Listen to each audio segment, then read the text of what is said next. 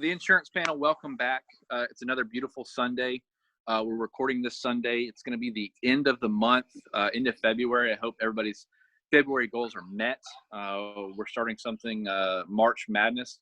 I've seen that on a couple of groups. Some people are talking about doing 40,000 production, and some people are talking about doing 50,000 in production in March. What number are you going to hit? What's your goal?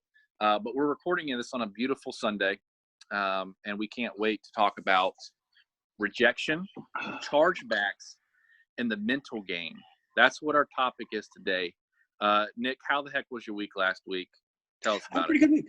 I had a pretty good week. Saw a lot of people kind of bounce back from being on vacation, getting back into it. No complaints.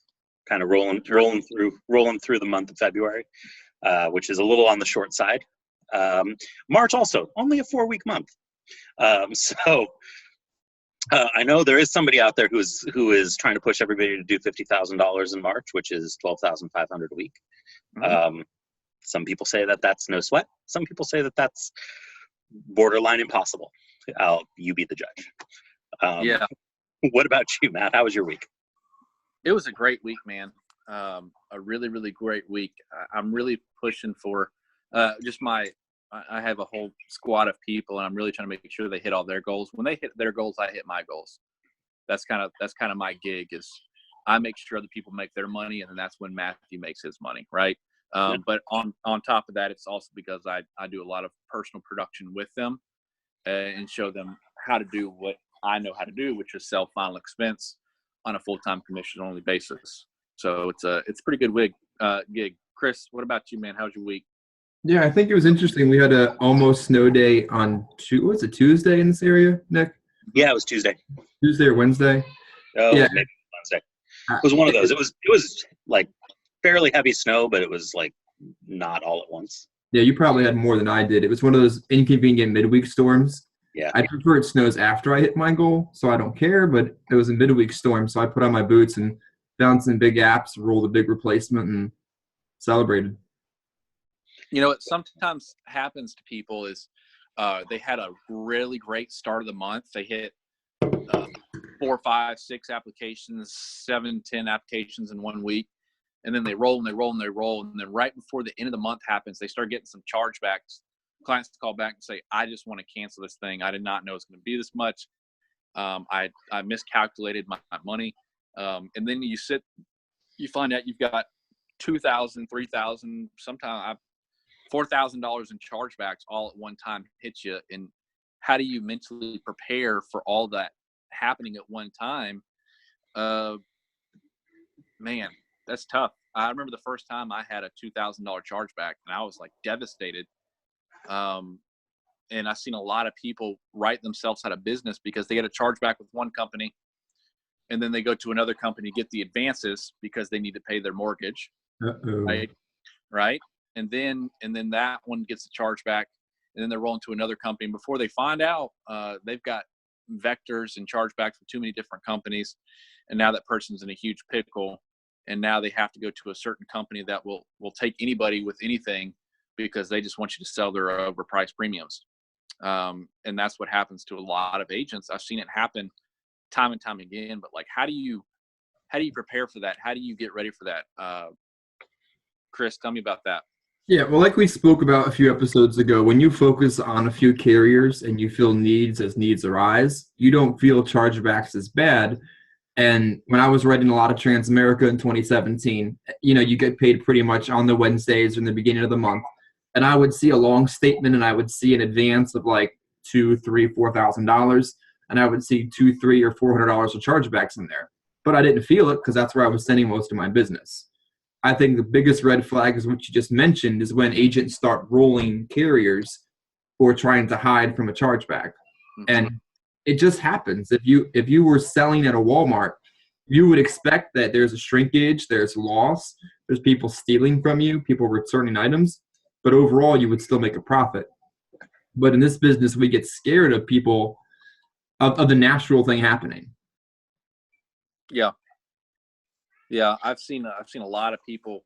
Like I said, I've just seen a lot of people lose everything because That, and it really tends to be that one client that was that big sale that you sat on, that the agent sat on, who's watching this video. You made one big sale, it was $200 in premium. You got paid over $2,000 for it. And then that one 2 months later charges back. And now you're in a huge pickle because you spent all that money and not on leads. You went and took a vacation. And now you don't have money for leads. You don't have any money and you're running out of carriers. And I've just seen so many people do it. And I'm just like you. I'd rather outright the chargeback, and face it like it is. I try to conserve as much business as I can. Let's not say that we don't. Let's not say that we don't. Reach out to clients, say, hey, what's going on? Is it a premium thing? Can we fix this? I just know that if I'm going to write 10 applications a week, I can guess that 1 or 2 of them is going to fall off. Almost instantly. At the end of the day. Yeah, almost instantly. And it's just because of volume of business, and I have to know that that's my numbers. But as long as I can keep my persistency at 80% or higher, I'm always going to be happy where I'm at. But Nick, weigh in on this, please. Yeah, I mean, I think when this happens to agents, and we've talked about this before, you know, we'll link to reasons why agents fail in the notes, and you can go back and watch previous episodes if you haven't been watching. But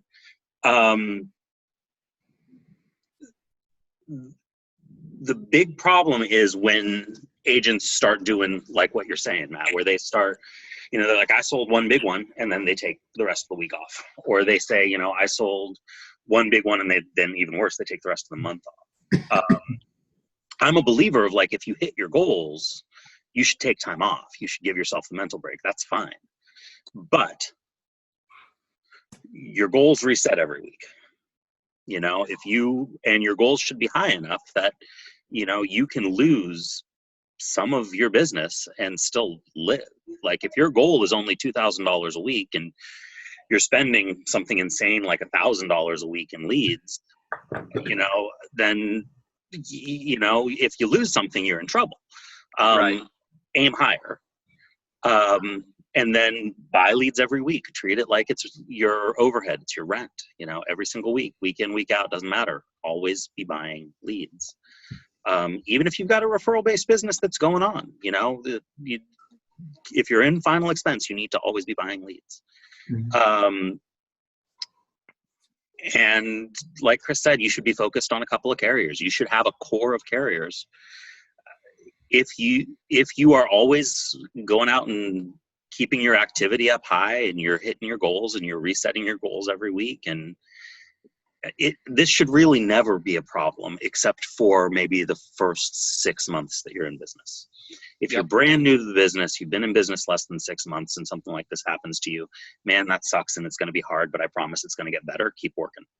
Can I tell you a funny story? Yeah. Well, the first time I ever had a cancellation or chargeback, I was just all in on the belief factor. I was going to do exactly what I was told. A lot of the common details I didn't have a grasp on. When I started my insurance journey, I didn't know leads cost money, so that's a good setting point. The first time I had a chargeback, I called my upline and said, are they going to take the money out of my bank account? Like, what do I do? I didn't even know how it would happen. But realistically, they're not taking the money out of your bank account. You just have to go replace what you've lost, and it's part of the game. Yeah. Chargebacks are going to happen. They happen to almost everybody, especially if you're selling final expense like we are. They're a guarantee. You're going to get chargebacks. I use this metaphor. I don't know if this has anything to do with what we're talking about, but I said this in a group one time. I said, final expense is a lot like shrimping. If you watch Forrest Gump, he's starting his shrimping business, right? He throws at his net. He throws at his net at first, and he's getting nothing, right? Then Lieutenant Dan comes in, and then they start catching massive amounts of shrimp, little tiny sales. And every once in a while, you'll see a big old fish in there, right?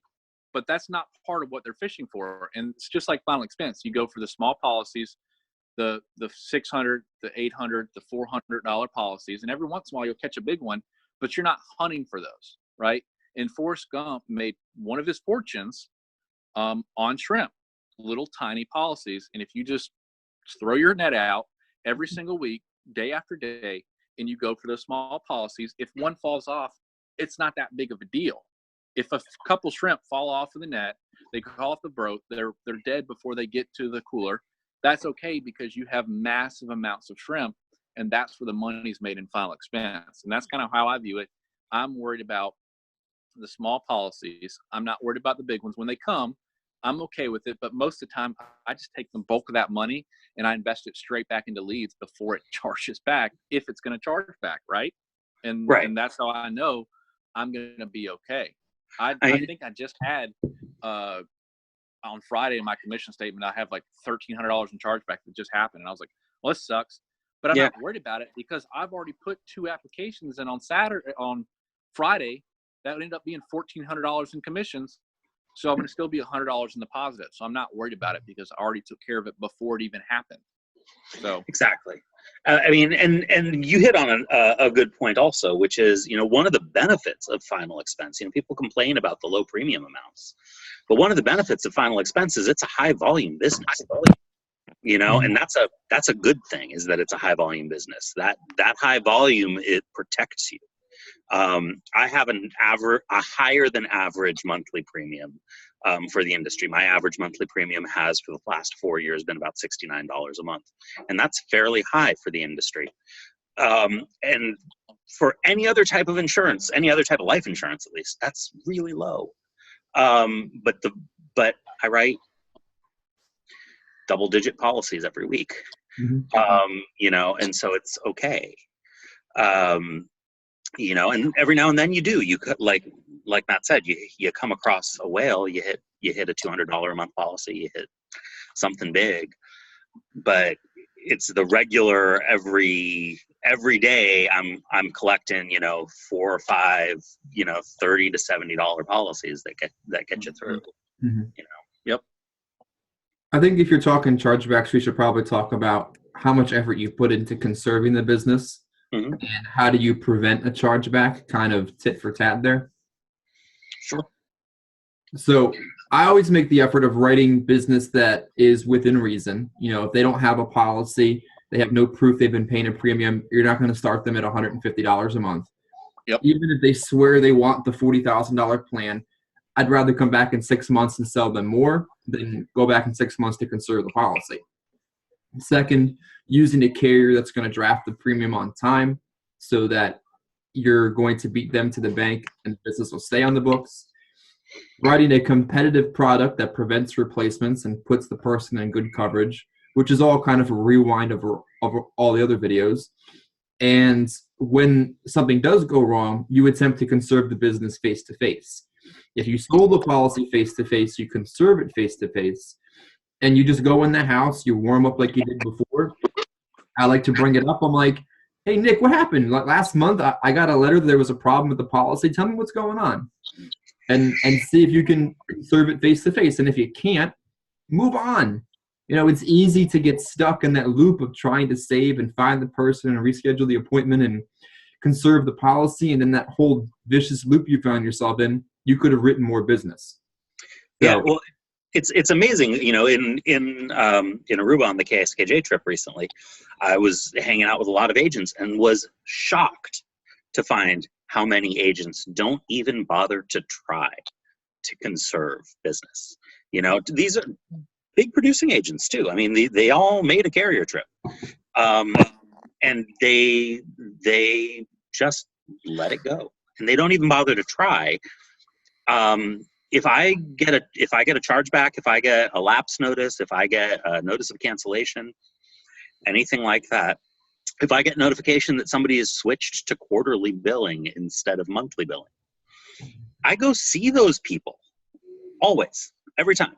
Maybe I don't drop everything that I'm doing right that instant and go see them, but I put them on my list of when the next time I'm going to be in the area, I go to their house, look at them face to face, and find out what happened.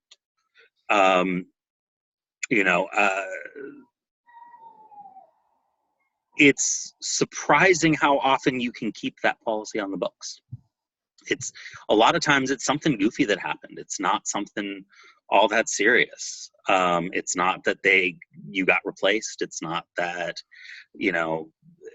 they decided they didn't like you or they thought you were a crook. they had a bad month and they just couldn't make it all work. And if you go and you talk to them, you can figure something out. Yeah, Nick, I forgot to call you. I lost your card. I meant to call you. I was having a bad month and I screwed something up. Like, I wish you would have got contact with me sooner, right? I've had that happen to me where I went back 7 months later. I ran into a client. I was selling a policy across the street. She called me over and was like, "Where the heck have you been? I want my insurance back and I lost your card. I thought you were, when my policy like lapsed, I thought you were going to come back." And I'm like, "Sweetheart, I totally forgot about that, you know?" Like, and she was just like, "Yeah, had a bad month." Chris said something about, getting to this vicious cycle. Let's talk about the mental game, right? How do you keep positive when everything starts to go really, really sour? When you have just an awful, the worst week you could have. The worst week I ever had, I think I went 12-0 on presentations. I was working a new market. I had fresh leads. They were off the press. As soon as they came into the home office, they were scanned in. I was there the next day. Within 3 days of someone sending it in, I'm at their doorstep, and I couldn't close a casket if I wanted to, right? How in the world did I keep my positive? Like, the main thing was I think I just been in it long enough to where I knew that the next couple policies were my money policies. But it took time for me to for my mentality to be that way, where I wasn't worried about.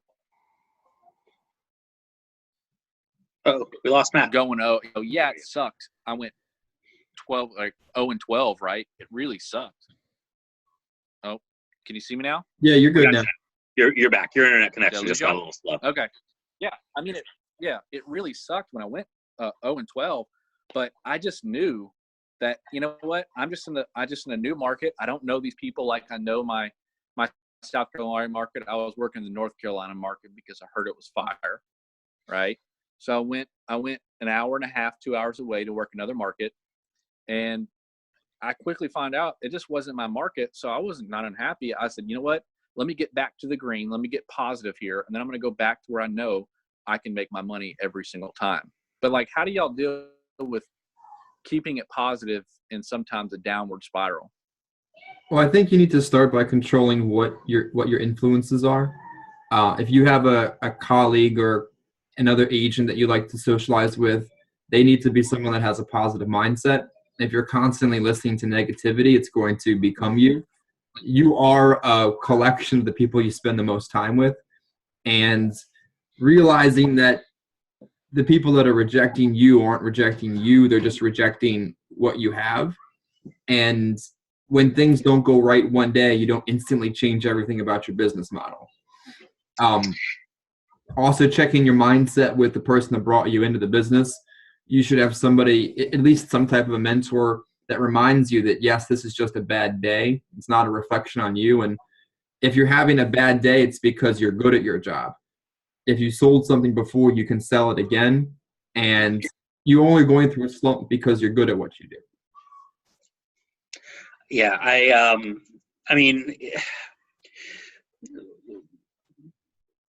it's a mental game, It's more than anything, all sales, right? It's all mental. It's the reason why this job is hard. So it's very easy to say what I'm about to say. I understand, much harder to do. If you go out and you see people, you will make sales. Yes. You have to forget about anything that you do not have control over. You cannot control whether or not they buy. The best salesman in the world cannot control whether or not they buy. You cannot control how much they can afford. Best salesman in the world can't control how much they can afford. You cannot control whether they are in a good mood or a bad mood when you see them. All you can do is control whether you are sitting in front of them in a situation that is conducive for you to make a sale, looking them eyeball to eyeball, and asking them to sign on the line. That's literally it. You can't control how sick they are or are not. You can't control what method of payment they use. Exactly. I've seen too many agents fail out because they get one batch of leads and they go, all these people are too sick and I can't write a good policy. or I can't write them anything, I'm going to be out of this business very quickly. You cannot control who's going to fill out that card, what they want when they filled out the card. You don't know anything about that person until you sit, like you said, belly to belly, eyeball to eyeball, and say, would you like this insurance? Sign on the dotted line, please. Yeah. You know, sign here for me. And then it's either a yes or a no. And that's all you can control. And I heard one time the person that gets the most no's gets the most yeses, right?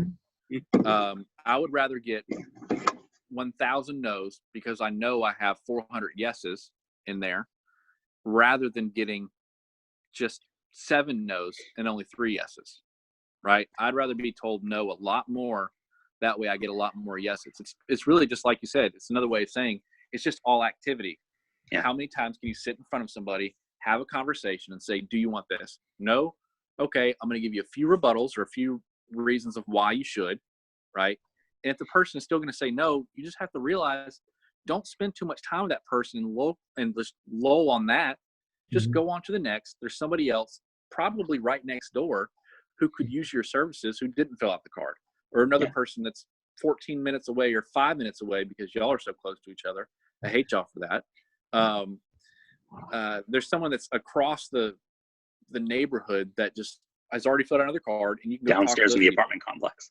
Yeah, in the apartment complex. Yeah, all that. I wish I had that in South Carolina. I don't. I have 4 leads that are all within a block and a half of each other. Yeah. But yeah, I mean, and I believe in activity over everything to like the core of my being. Like, I am not a strongly religious person, but like I believe with a faith that is borderline fanatical, that if you go and see enough people, everything will always work out, because it always has. And not just for me, but going back generations. You know, I was raised and trained in a system that was for cold door knocking, you know, where they would send us out and they would say, you know, you gotta drop you off in the middle of the neighborhood, go introduce yourself to 30 people. In those 30 people, get 10 of them to convince you to give them a presentation. You're going to sell a policy today. Go. It's a hard way to do things, but if you give yourself over to the numbers, it keeps you from going insane. If you focus on your numbers, you're going to be fine. The trick is then figuring out what numbers you have to put in to be able to get back out on the other side, the amount of money that you need to make every week. You know what else? Well, let's talk about. Go ahead. No, go ahead. I'm sorry. Yeah, it's basically just 2 bullet points on what he said: is have your leads right and have your money right. If you have a constant lead flow, then you're not panicked if this one person isn't buying, because you need to think of the macro and not the micro. And if you manage your money appropriately, then you shouldn't be desperate for money. I just think a lot of folks, as soon as they start to get a little bit of cash, they get a little bit of laziness. They a little bit of money burning in their pocket. And I tell them, you have to work like you're broke your first year, no matter how much you have. And once your money's right, the mental game becomes a lot more stable, because if nobody buys on Tuesday, I'm not going to die or lose my house. And if nobody buys on Tuesday and I use all 20 of my leads, I've got 20 from my personal inventory I can go see next. So those are the things I control, and things that are outside my sphere of control, I can't let get me down. What I think, go ahead. Oh, I was going to say, just to your point, also, for anybody who's watching this that's new, this job gets so much easier after you've been in it a year. You know, seriously, give it like 14 months, and like almost like magic, things start getting a whole heck of a lot easier. Mm-hmm. You know, the first year is going to be hard. There's no reason to sugarcoat it. It's a job, it's work, and it takes a while to figure out how to do it. Yeah, I think 24 to 36 months is kind of the magic number. I usually start to really get things after a year of doing it. Any job that I've ever been in, you know, I've kind of like, I figured it out. I've gone along my way, but after a year, it's just like you said, it's just like, boom, all of a sudden I'm cooking with kerosene, and it works out. You know what here's something I don't like is when recruiters, they overhype how easy this business is, and they take somebody out and they show them, and then they go make 3 or 4 sales, and the agent sees how much, the new agent sees how much money is in this business, and then they go out with the expectation that everybody's going to say yes. And when they get their very first no, they're devastated because they think that because it's a lead, that it's an automatic sale. And they're not ready for the rejection, and they don't have the mental game, right? And that's where I've seen so many people just lose it because, man, I only have $400. I mean, we talked about this in leads, but they spend it all on leads thinking they're going to go make $3,000. And if you've never done this before, that it may happen, but it's probably not going to happen. And you have to be ready for that. You have to be ready for the long haul in this game because it is a long haul. It's not a race. It's a marathon, right? I've just seen, like I said, I've just seen too many people fail out because recruiters make it seem so easy when it's not. I still get up, and every first day of the week that I work, be it Monday or Tuesday, I'm still a little nervous. I'm like, am I doing this again? Yep, get out of the car. You are. And that's still years into the business. I get a phone call, and I'm like, I've trained myself to think, yep, they're calling to buy more insurance, to to not get upset over yep, they don't want the insurance call. Right. And I'm guilty of a couple times if I get the call and they leave a voicemail, I just delete it and move on. You know, maybe I'm not going to go back to that person. You know, and especially if I haven't had a app yet that day, nothing else matters mindset wise. That is the goal. Yep. You know, everything's going to voicemail. I'm not responding to text messages. I'm not checking on emails. I have my weekly goal to my passenger seat in the front, and I'm focused, you know, headlong into who's got my money that day. Yeah, I mean, everybody in my life knows that you can't ask me to do anything or try to contact me pretty much at all on a Monday. Like, you know, I go out on Monday and I leave early and I stay out late and I work hard. And I do that so that in case there's a snowstorm on a Wednesday, I'm okay. I don't need to freak out. But it's not easy. You know, I tell people all the time, I write what I do, and I do it 2 days a week in the field, and that's true. But there's a lot of work that goes into being able to do that 2 days a week in the field, and some of that is putting in the time in the field on those 2 days that a lot of people, frankly, aren't willing to put in. I remember a story being told about Tim Winders, who is one of the legends of final expense sales, who said that he would do 2 short days and 1 long day in the field.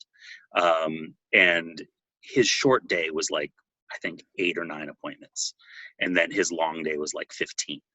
Mm-hmm. Like, it's, you know, yeah, that's 3 days in the field, but that's not like a normal person's 3 days in the field, right? Right. But let's set the expectation right, because some people come from a different work ethic and they think a 4-hour work day is going to be a good work day. And if you went out and worked from 12 to 4 Monday to Thursday and you gave 6 presentations, the system didn't fail, you failed it. Yeah. So the proper expectation is that all of these things come together because you're seeing 12 to 15 people a week. And by seeing, that means presentation to them. Not they didn't meet you in the house, not that they hung up on you, that you gave a full presentation, you made an offer to a qualified buyer, and they said yes or no. Yeah. So all of this is dependent on that figure. What would be the one piece of advice you can give somebody that's brand new about, I'm trying to think how to question this. I'm trying to think of a mind from someone that's brand new who's watching this and saying, okay, maybe I got in too deep. Maybe I'm not ready for this. I want to be able to do this successfully. What's one piece of advice you can give me about what's to come in the next 3 months? Don't panic. You can do this. It's okay. It is work, but it's not. There are people who have much harder jobs than what we have. Mm-hmm. There are people who have to work much harder than we do to make less money than we do. So don't freak out, but have a plan, stick to your plan, work the plan, and follow through with it. I like routine. I like doing the same thing every week. Every day of the week is the same. You know, every Monday, every work day starts at 9 a.m. Every Monday, I run the same number of appointments. Every Wednesday, I run the same number of appointments. Figure out what works for you, but have a plan and stick to the plan, and get consistent. What about you, Chris? When you said that, for some reason, I hearkened back to my fire academy days during PT, and they're making you run up fire towers and do all sorts of outlandish physical activity. And we had a little motto that probably is not totally relevant to this, but it just came to mind. We would say to each other, they're not going to let us die. And at some point, this is going to come to an end. So you're not going to die from doing final expense, minus the debit agent they killed in Philadelphia. And if you do it right, you're going to find buyers. I've had days where I was going through leads like tissues and wondering, could all these people truly be this crazy? And then I sit down in front of somebody, and within 30 seconds, I know they're buying something. You just have to find that person that day. And I get up every morning and say, I hope I can find 3 people I can help. Or sometimes I'll be a little grandiose and say, I hope I can find as many people as possible and help. But if I can give 3 to 5 to 6 presentations a day, someone's buying. And the mindset has to be, it just depends on which one it's going to be. If your mindset is, I don't know if I'm going to get anything today, nobody's going to be home, they're not going to let me in, I'm going to give a presentation, they're not going to want it, then just don't even leave. But if you have the right mindset, it just helps work through the day. Sure. Well, I think we're close to ending up on here. So guys, if you're watching this, if you get a chargeback, you're not fired. Okay. They happen, right? No's are going to happen in this business. Chargebacks are going to happen. No's are going to happen. Rejection is going to happen in this business. It's okay. It's going to happen. You have to be strong-willed. You have to keep pushing forward. Go put out 2 or 3 pieces of business, and don't worry about the one that falls off because the money wasn't right or they bought into something. It's going to be okay. I think Chris has one more point he wants to make. So give us what you got before we wrap it up here, Chris. Yeah, I think it's important when you talk about conservation to have a system to track it, that you don't stop your sales day and your appointments to go try to save a policy from a month ago. That you go back when you're in control, that after you've written business for the week that your bills are paid, that on a Friday you can go out and I used to call it chase the deadbeats and figure out who I can help. But if nothing came of that day, it didn't matter because I had already written the business I needed. Like literally on my note tracking pad, it would say conservation day. There was no monthly premium required to achieve that day. For any carrier that's listening, why aren't you emailing us when something doesn't go right? Why are you sending me a letter? I mean, are you kidding me? There are so much better ways to do it. And the carriers that get our business are the ones that notify us the way we work so that we can go back and conserve it. So please send us an email.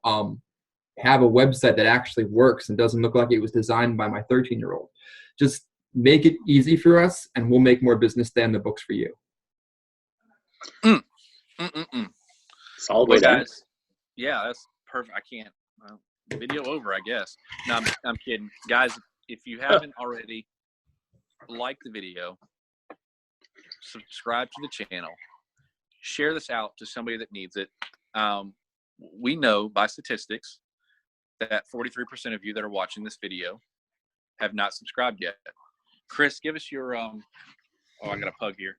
Chris, give us your thing that you're so well known for.